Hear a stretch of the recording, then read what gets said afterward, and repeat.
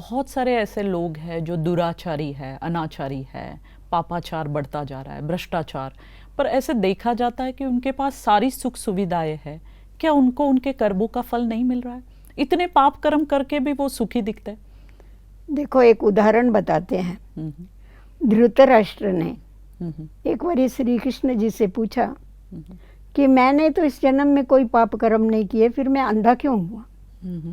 तो उसको कहा, ठीक है, मैं तेरे को एक फिल्म बताता हूँ तेरे पूर्व जन्मों की। तो उसको एक जन्म बताया, दूसरा बताया, तीसरा बताया, 4, 5, 6, 7 ऐसे अनेक जन्म बताए, पर कहाँ भी उसने कोई पाप नहीं किया था। उसने कहा, मेरे इतने जन्म आपने बता दिए, मैंने तो कोई पाप नहीं किया। फिर उसके बाद उसका 10वां 11वां जन्म बताया। उसमें एक नौजवान लड़का था। अच्छा। और वो नौजवान लड़का बड़ा चंचल था। वो एक दिन जंगल में गया और एक पेड़ के ऊपर चढ़ गया। पेड़ में वहाँ चिड़िया ने घोंसला बनाया हुआ था। उसके छोटे छोटे बच्चे थे उसमें।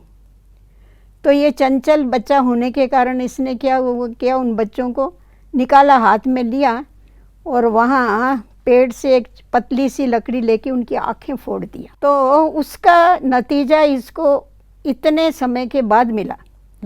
तो इसने फिर पूछा, मैंने ये पाप कर्म किया तो मेरे को इमीडिएट क्यों नहीं मिला उसका फल? मेरा भी यही प्रश्न था कि 10 जन्म क्यों रुकना पड़ा? तभी उसको बताया गया कि जब तेरा पुण्य क्षीण हो गया, अच्छा, तभी तेरा पाप बाहर निकला, माना पुण्य खत्म हो गया। खत्म हो गया।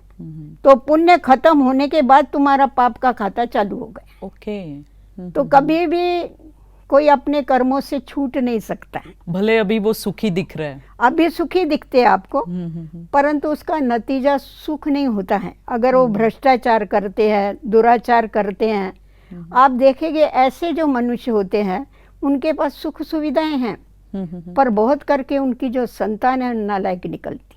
क्योंकि पाप का पैसा जब बच्चों के पेट में जाता है तो उनके अंदर भी वो कर्म करने की, विकर्म पाप कर्म करने की एक बीज पड़ जाता है। कहा जाता है ना कि अच्छा धन पवित्र धन होना चाहिए, पवित्र धन से मन पवित्र बनता है।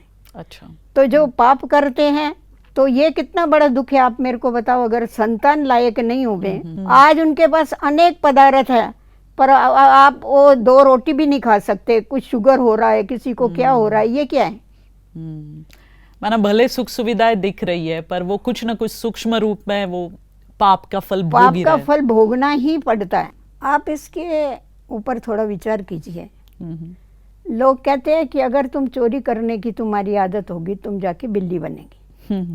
ठीक है, अभी बिल्ली बनेंगे तो और भी चोरी करने की आदत पक्की हो जाएगी। ये क्या सजा है? अभी अगर सचमुच पाप कर्म भोगने के लिए अगर पशु योनि होती थी तो आज इस संसार में आपको मनुष्य ढूंढने पड़ते थे। हाँ, ये बात भी सही है। क्योंकि ये सारी दुनिया ही पापात्माओं की दुनिया है। पाप तो अति में हो गया है। अगर सचमुच पाप कर्म भोगने के लिए ये पशु योनि होती थी तो कोई लंगड़ा बन रहा है, कोई अंधा बन रहा है, कोई भिखारी बन रहा है, ये क्या है?